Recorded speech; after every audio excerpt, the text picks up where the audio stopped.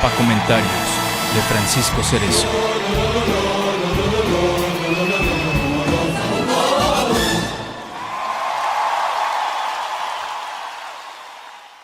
Bueno, esta vez vamos a hablar sobre Sheinbaum, las promesas y el plan C. También como Andrés Manuel López Obrador, la presidenta electa Claudia Sheinbaum planteó sus 100 promesas de campaña. Dentro de estas hay algunas que son las fáciles, las que reafirman lo que ya está en las leyes. Algunas otras que amplían lo que AMLO ya había hecho. Y están también las difíciles, las que tienen rasgos antineoliberales, aclaramos que no anticapitalistas y que incluso hacen retroceder algunos avances de AMLO. De las que llamamos fáciles, si bien su enunciación y promulgación lo es, el problema está en la práctica concreta, es decir, que no queden solo en el papel como algunos de los cambios de AMLO. Por ejemplo, cuando decretó el fin del neoliberalismo, aunque este nunca se haya ido. Algunas promesas de campaña de Claudia Sheinbaum pueden que adolezcan del mismo mal, bonitas en el papel, pero sin mecanismos reales para que se cumplan y sin organizar al pueblo para la vigilancia activa sobre los funcionarios que sabemos nomás no cumplen.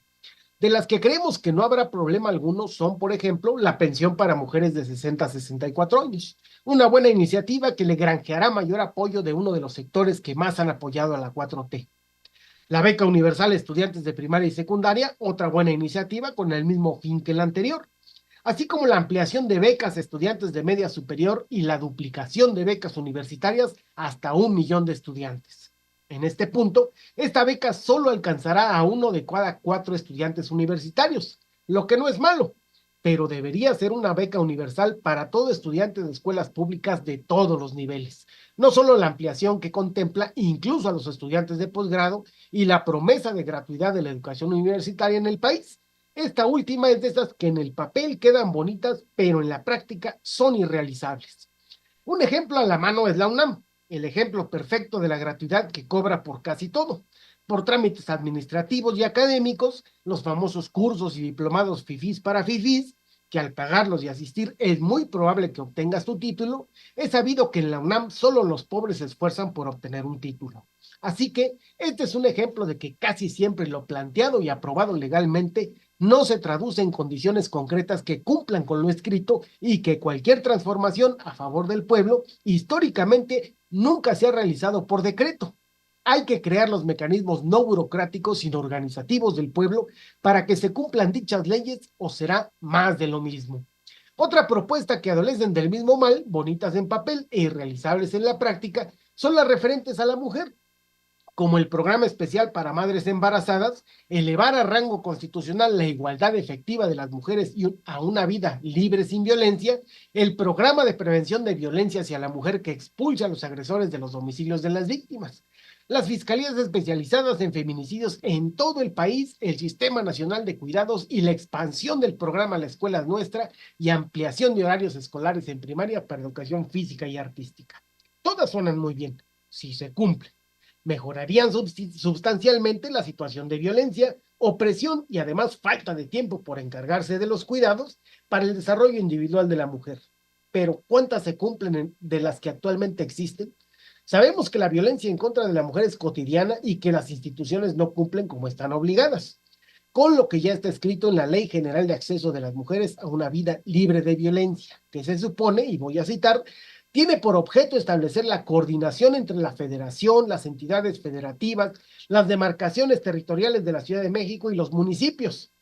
Ahí vamos a hacer un paréntesis, ahí cabe la UNAM, su autonomía no le exime del cumplimiento de la ley ni la convierte en un país chiquito con leyes por encima de la Constitución mexicana. Sí, y continuó la cita.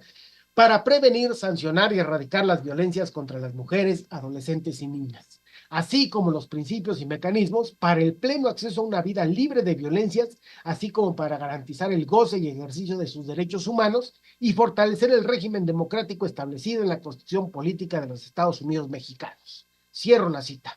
Si esta ley se cumpliera, ¿habría necesidad de prometer lo que ya está escrito? Este es el problema mayor en un sistema de democracia liberal o burguesa. Nada de lo que está en la ley, si afecta a quienes detentan el poder económico o político, se cumple.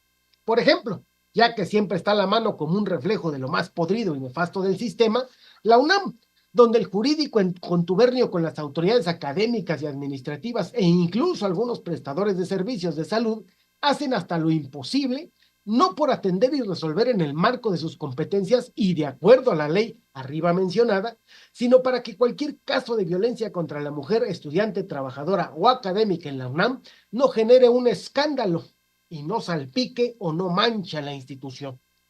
Como casi todo funcionario público, revictimizan y silencian hasta lograr que las víctimas cesen sus exigencias, acepten la violencia o se vayan a otro lado, renunciando a sus sueños o empleos, mientras las personas agresoras, que son estudiantes, docentes o autoridades, permanecen en la impunidad, lo cual es carta blanca para seguir violentando. Otra promesa de campaña que también abonaría a mejores condiciones del pueblo mexicano, siempre y cuando se cumpliera como lo marca la ley, son la afiliación universal a los servicios de salud desde el nacimiento, el Programa Nacional de Salud Mental y el impulso a la reforma de vivienda que otorgará casas de interés social a gente que no está afiliada al Infonavit, el Programa Especial para los Jornaleros Agrícolas, Seguridad Social y Derechos Básicos y la creación de centros públicos para la primera infancia, con prioridad para jornaleros y trabajadoras de maquilas en el norte del país. Nos llama la atención la promesa del alza al salario mínimo, hasta 2.5 canastas básicas mensuales. Y no nos llama la atención por las mismas razones que a todos los analistas de derecha que declaran que este incremento afectaría a la economía. Omiten decir que la economía de los empresarios, ¿verdad? Y que Claudia debe pensar en elevar la productividad. Además de subir el salario un 50% como promete, le hace productividad sinónimo de explotación, es decir, que para aumentar los salarios primero se debe aumentar las horas de trabajo o la intensidad del trabajo, lo que se traduciría en un aumento ficticio, ya que el trabajador produciría todavía más de lo que gana, aún con el aumento al salario prometido.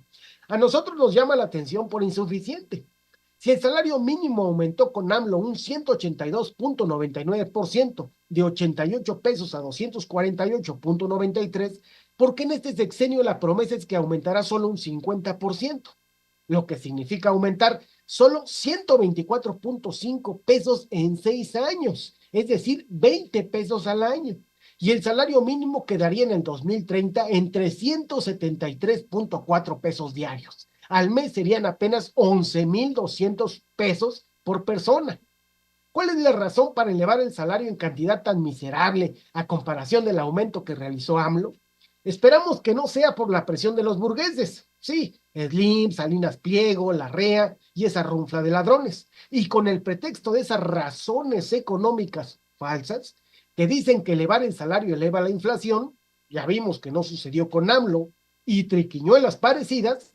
Si en 6 años el salario se elevó un 182% sin que la economía se desmoronara, como pregona la derecha para meter miedo, ¿por qué no mantener ese ritmo en el aumento al salario mínimo? Si para que una familia de 4 personas alcance un nivel mínimo de vida digna requiere 25,000 pesos, el incremento de 124 pesos es insuficiente. Y como actualmente sucede que ambos padres trabajan, la suma de 2 salarios mínimos sería de 22,403. Claro, esperando que la inflación no suba nada en estos 6 años. De lo contrario, el incremento real claramente se vuelve diminuto. Por último, están las promesas que apoyan directamente al capitalismo y permiten el mantenimiento de políticas neoliberales. A menos claro que estas promesas sean realizadas y administradas por paraestatales o por lo menos el Estado mexicano tenga el 51% de participación y los inversionistas privados tengan una participación del 49%. Reactivar y construir nuevas líneas de trenes de pasajeros, mejora integral del aeropuerto Benito Juárez, ampliar a 10 polos de desarrollo más para el bienestar, además de los 12 de AMLO. También pecamos de sospechosismo sobre un acuerdo pactado entre Sheinbaum, sus asesores fifís de Morena y la clase empresarial sobre el Plan C.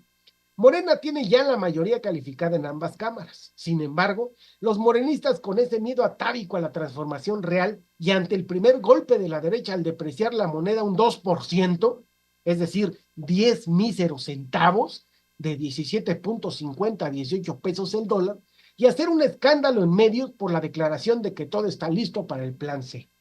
Incluso Claudia Sheinbaum también salió a declarar que todavía no está definida la ruta, y mi posición es que tiene que abrirse un diálogo, que tiene que evaluarse la propuesta y en su momento, pues ya aprobarse. Es decir, sí, gracias por tu voto, pueblo, para aplicar el plan C, pero ahora hay que discutirlo con la minoría que gracias a tu voto perdió las elecciones, pero no perdió el poder económico. Tal vez no quede por lo que votaste, pero gracias por todo tu sacrificio.